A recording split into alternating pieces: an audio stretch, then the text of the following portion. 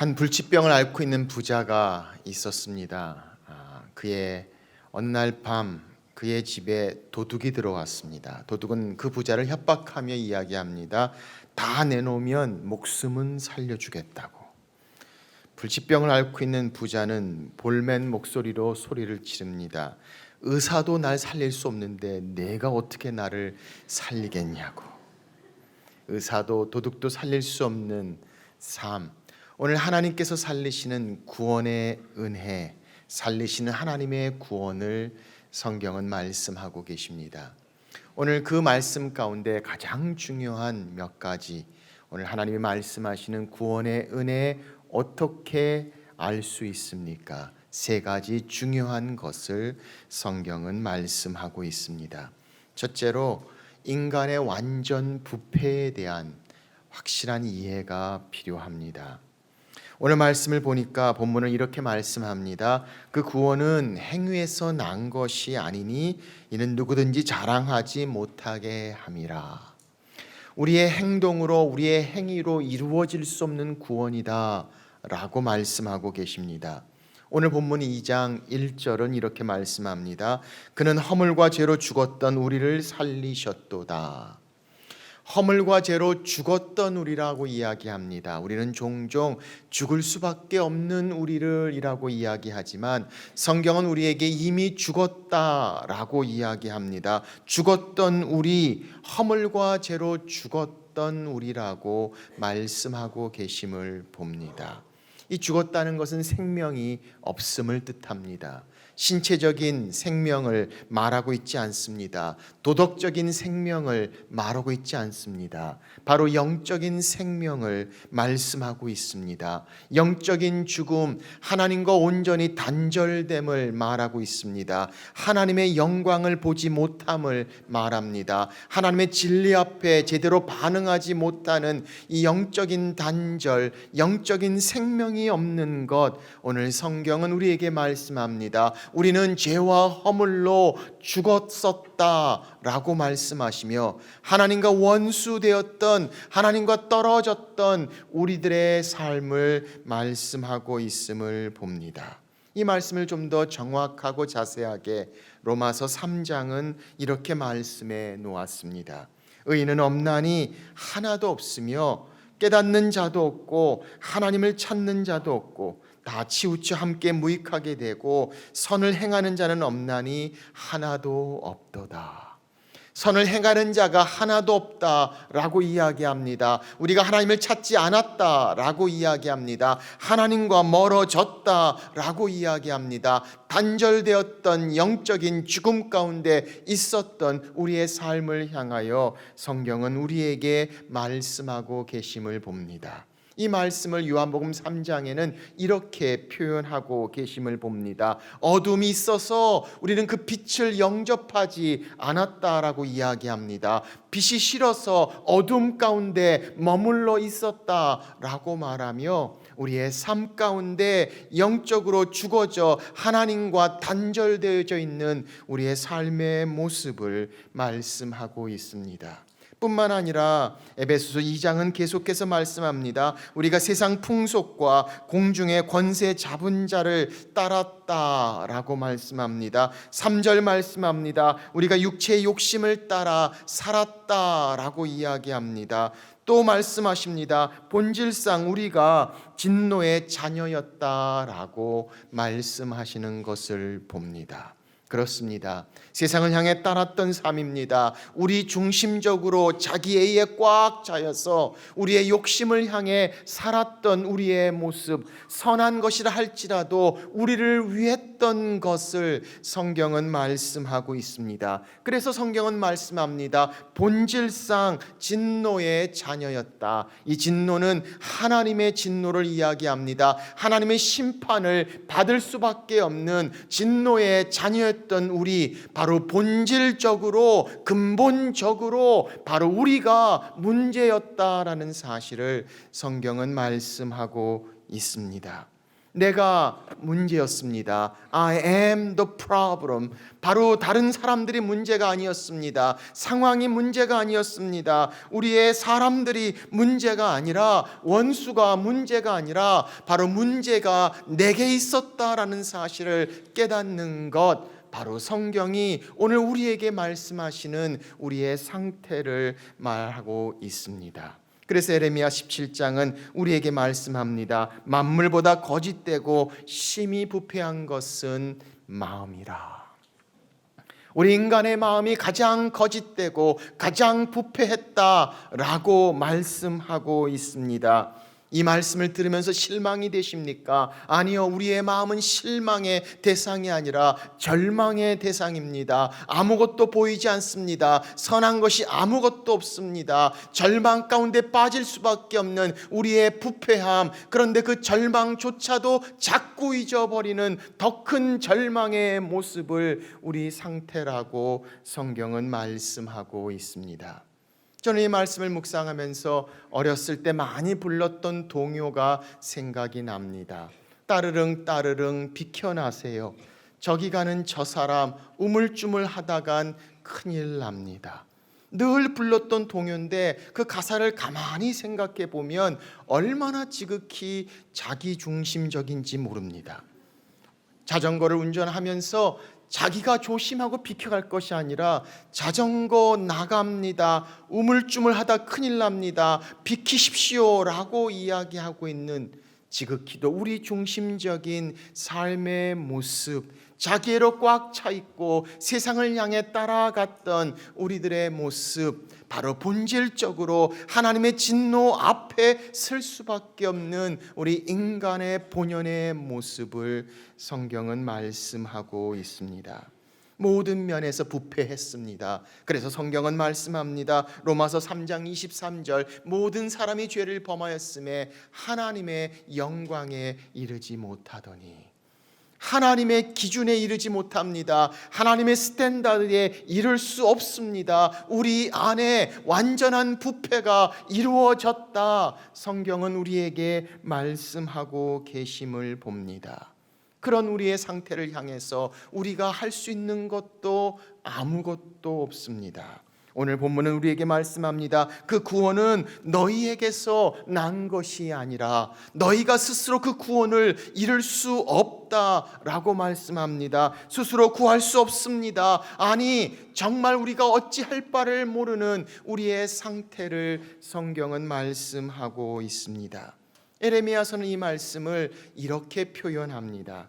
내가 잿물로 스스로 씻으며 내가 많은 비누를 쓸지라도 내 죄악이 내 앞에 그대로 있으리라.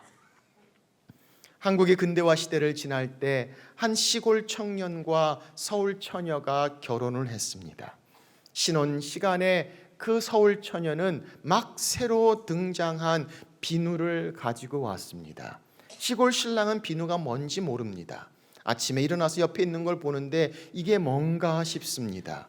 가만히 냄새를 맡아보니까 향기로운 냄새가 나는 게 이건 먹는 거구나라고 생각이 들었습니다. 그래서 그 비누를 한 입 물었습니다. 옆에서 보고 있던 신부가 깜짝 놀라서 뭐 하는 거냐고, 비누도 모르냐고 이야기합니다. 계면적 어떤 신랑은 아내를 향해서 이렇게 이야기합니다. 내가 비누도 모르는 줄 아냐고. 다 알고 있지만 사람이 겉만 씻는 게 중요한 게 아니라 속이 깨끗하게 씻혀져야 된다고 이야기했다고 합니다.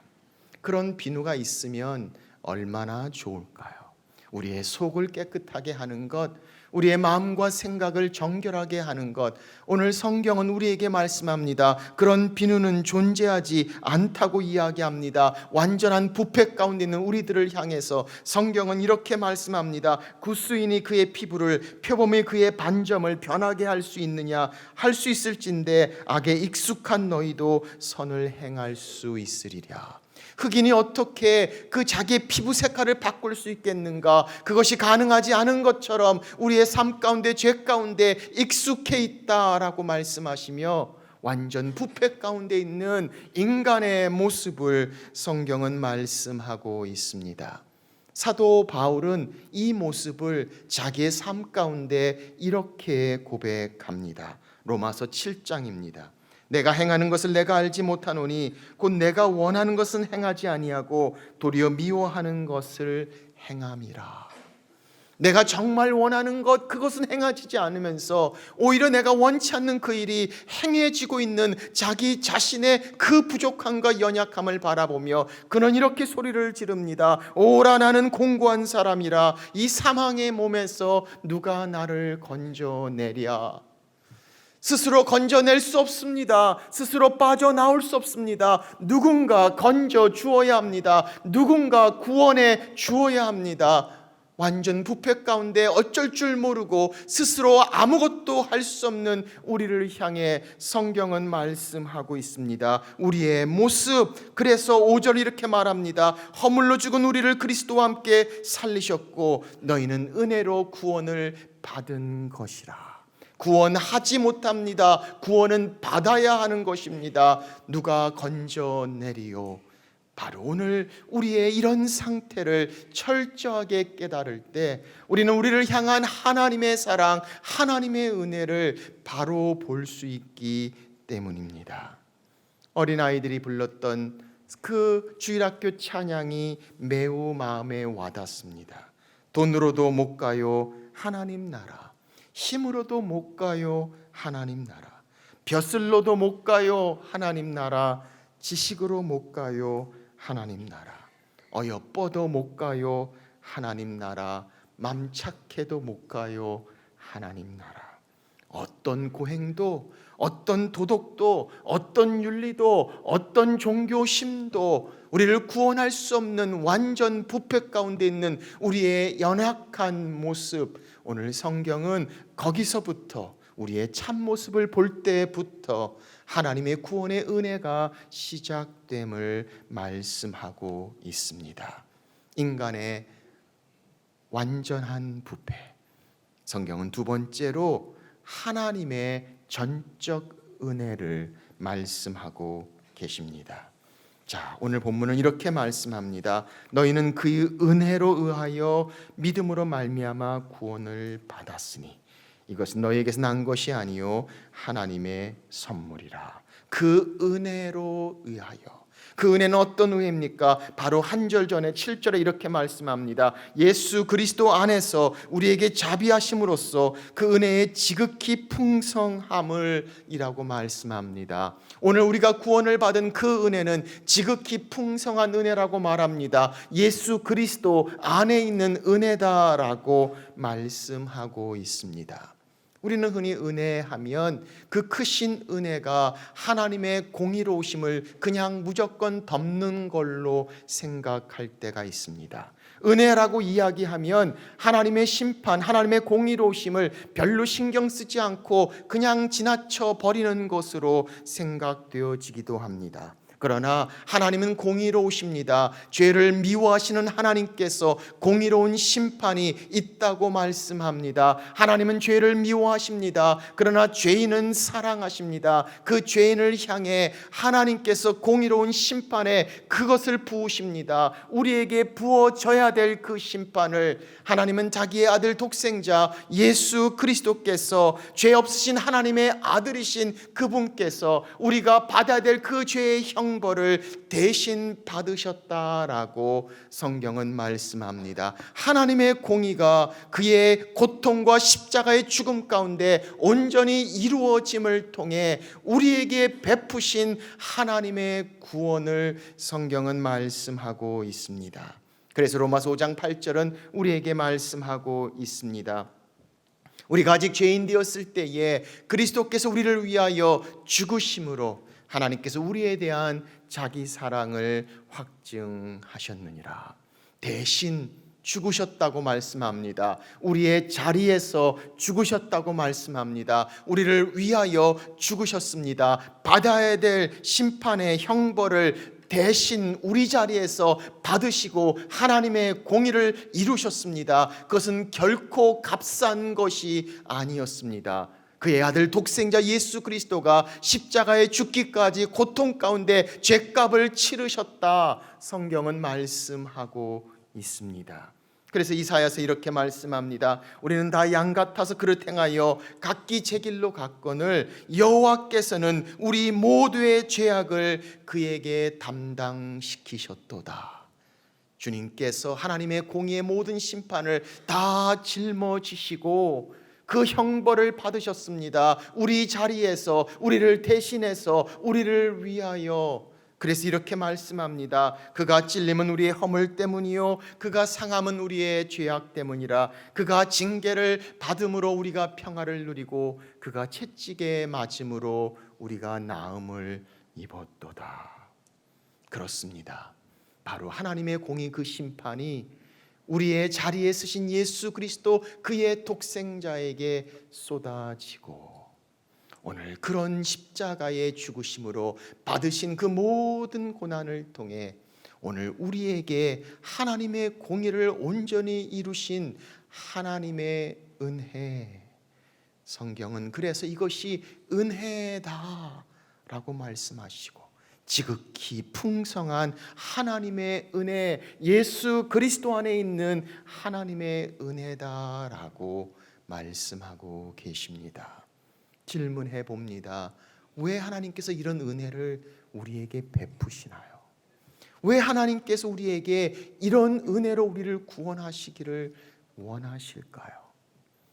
오래전에 신앙생활을 어렸을 때부터 열심히 했던 저에게 가장 큰 어려운 점은 예수님께서 나를 위해 죽으셨다는 사실은 수천 번, 수만 번 들었지만 정말 예수 그리스도께서 나를 위해 죽으신 것이 피부로 느껴지지 않는 어려움을 갖고 있었습니다. 한 번은 나이가 돼서 처음으로 주의 만찬 성찬식에 임할 때 우리를 위해 십자가에 죽으신 예수 그리스도의 그 피와 그 몸을 상징하는 떡과 잔을 처음으로 접하면서 비로소 예수님께서 나를 위해 정말 죽으셨구나라는 사실을 깊게 피부로 느끼기 시작합니다. 지금도 기억이 생생합니다. 그때는 한여름이었는데 예배가 끝나고 큰 소나기가 내려서 사람들이 예배 후에 다 나가지 못하고 비가 끝나기를 기다리고 있었습니다. 그런데 저는 제 속에 무언가 뜨거운 것들이 올라오기 시작하는데 견딜 수가 없었습니다. 예수님이 나를 위해 죽으셨다는 그 사실이 내 피부로 느껴지는 순간 그 안에서 머무를 수 없었습니다. 그 빗속을 향해서 그냥 뛰어나갑니다. 한참 뛰다가 교회 옆에 큰 운동장 공터에 혼자 섰습니다. 빗소리가 온 지면을 다 채우고 세상엔 사람이 아무도 없는 그 공간 가운데 하늘을 향해 뜨거운 비를 맞으며 했던 첫 마디가 기억납니다. 왜? 예수님 왜 날 위해 죽으셨어요? 난 주님을 위해 한 게 아무것도 없는데 왜 날 위해 죽으셔야만 했나요? 어린 소년의 마음은 이해할 수가 없었습니다. 예수님이 나를 위해 죽으셨다는 사실을 느끼고 확신하는 순간부터 또 다른 더 큰 의문이 내 마음 가운데 요동치기 시작합니다. 왜 예수님께서 나를 위해 죽으셔야만 했는가? 나는 예수님을 위해 한 게 아무것도 없는데. 제 자신을 향해 그 답을 찾고자 할 때 그 답을 찾을 수가 없었습니다. 나중에 성경을 보다가 하나님 말씀 가운데 그 답을 찾습니다. 요한일서 너희가 나를 사랑한 것이 아니라 내가 너희를 먼저 사랑했으니 하나님은 사랑이시라. 그래서 오늘 성경은 뭐라고 말씀합니까? 이것이 너희에게서 난 것이 아니요 하나님의 선물이라. 선물을 받는 자에게 달려있지 않습니다. 선물은 주는 자가 결정합니다. 주는 자가 중요합니다. 주는 자의 의지가 바로 그 선물이 아닙니까? 그래서 성경은 우리에게 말씀합니다. 자격 없는 우리를 향해 조건 없이 주시는 하나님의 사랑, 지극히 큰 은혜다. 하나님의 은혜, 오늘 그 은혜를 말씀하고 있습니다. 주님께서 말씀하십니다. 내가 온 것은 양들로 생명을 얻게 하고 더 풍성히 얻게 하려 함이라. 내가 온 것은 죄인을 위해서 온 것이다, 의인을 위한 것이 아니라고 말씀하시는 주님의 모습을 봅니다. 사람들은 때로는 그 사랑의 하나님이 왜 지옥을 만드셔서 사람들을, 믿지 않는 자들을 지옥에 가게 하냐고 질문하기도 합니다. 아니요, 질문 자체가 틀렸습니다. 우리는 누구나 다 우리의 부패함으로 인해 지옥에 가야만 했던 자입니다. 그런데 예수 그리스도의 십자가의 죽으심으로 은혜를 베푸신 하나님께서 우리를 구원하셨습니다. 그것이 더 큰 은혜, 지극한 풍성한 하나님의 은혜를 말씀하고 계십니다. 그래서 로마서 6장 23절은 우리에게 말씀합니다. 죄의 싹슨 사망이요 하나님의 은사 선물은 그리스도 예수 우리 주 안에 있는 영원한 생명이니라. 오늘 성경이 우리에게 말씀하시는 하나님의 전적인 은혜, 오늘 우리를 향한 하나님의 말씀을 성경은 말씀하고 계십니다. 인간의 완전한 부패, 그리고 그 부패를 향해 구원의 은혜를 베푸시는 하나님의 전적인 은혜, 그리고 세 번째, 우리의 오직 믿음이 필요합니다. 에베소 2장 8절 우리에게 말씀합니다. 너희는 그 은혜에 의하여 믿음으로 말미암아 구원을 받았으니 이것은 하나님의 선물이라 라고 말씀하고 있습니다.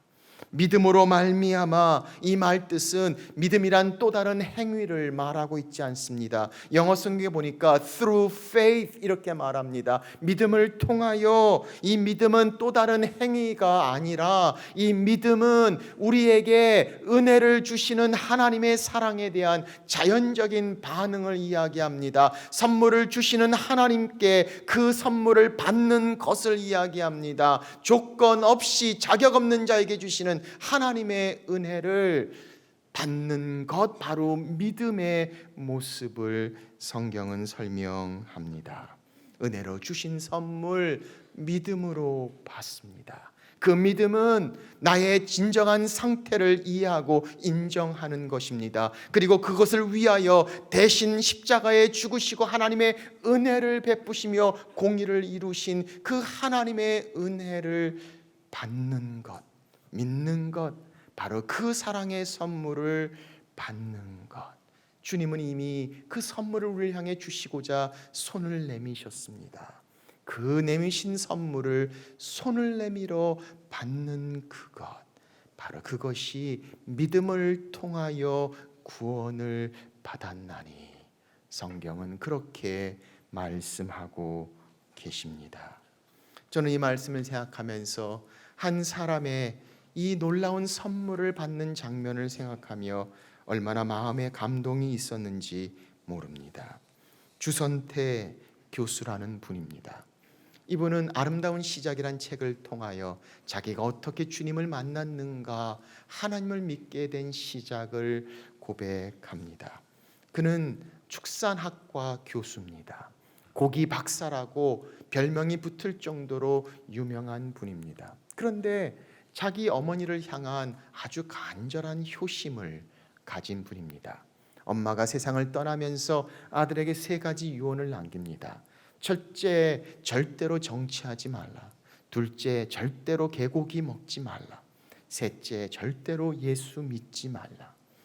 고기를 전문으로 하는 축산학과인데 개고기를 그 유언대로 한 번도 먹지 않습니다. 그런데 세 번째 유언을 지키지 못할 일이 일어납니다. 미국에 가서 딸이 교회를 다니다가 그 딸 때문에 한 번 나간 교회에 하나님이 살아계심을 경험합니다. 그리고 하나님이 주신 선물을 받습니다. 그리고 믿음으로 구원을 받는 것을 그는 깨닫기 시작합니다. 그런데 문제가 그의 엄마의 유언이었습니다. 예수 믿고 난 후에 가지는 첫 번째 제사에 그는 먼저 하나님께 이해를 구합니다. 하나님, 이건 제사가 아니라 질투하지 마십시오. 하나님, 제 엄마와 이야기하고 싶을 뿐입니다 라고 하나님께 이해를 구합니다. 그리고 그는 엄마와의 독백을 시작합니다. 그의 책 이렇게 표현합니다. 엄마는 내가 무슨 말을 할지 이미 알고 계신 듯했다. 엄마를 만나자 뜨거운 눈물이 줄줄 흘러나왔다. 한동안 말을 못하고 있었다. 그냥 울기만 했다. 그러다가 말문을 열었다. 엄마가 틀렸어. 이때까지 나 엄마 말 잘 들었지. 나 엄마의 멋진 아들이었지. 그러니까 이번엔 내 말대로 해. 엄마는 말없이 나를 쳐다보고 계셨다. 엄마, 내가 엄마보다 똑똑하고 많이 배웠지.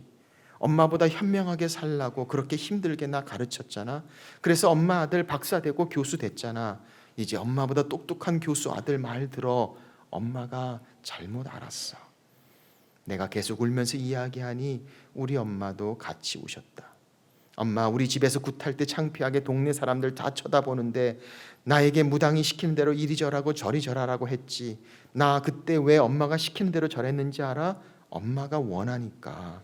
대학생 아들이 엄마 시키면 창피한 것도 무릅쓰고 다 한다고 그만큼 효자라고 으쓱대는 엄마 모습 보고 싶어서 그래서 시키는 대로 다 나 했어. 그런데 이제 엄마 차례야. 엄마의 그 잘난 아들이 하나님에게 선택되었어. 엄마가 그렇게 싫어했던 예수쟁이가 되고 싶어. 엄마가 그랬지. 이런 것은 인력으로 어찌할 수 없는 거라고. 어쩌면 좋을까? 엄마 버려두고 나만 혼자 하나님께 갈까? 엄마가 믿었던 미신들 다 버리고 나랑 같이 교회 가면 안 될까? 그동안 아무 생각 없이 엄마가 좋아하니까 내가 엄마 쫓아갔듯이 이제 엄마가 엄마의 똑똑한 박사 아들, 교수 아들 쫓아오면 안 될까? 엄마 같이 가자. 응? 교회에 하나님 만나러 가자. 이 주선택 교수가 받았던 하나님의 선물, 성경은 말씀합니다. 너희가 그 은혜로 인하여 믿음을 통하여 구원을 받았나니 이것은 너희에게서 난 것이 아니라 하나님의 선물이라. 이 선물 다 받는 복된 주일 되시기를 주 이름으로 축원합니다.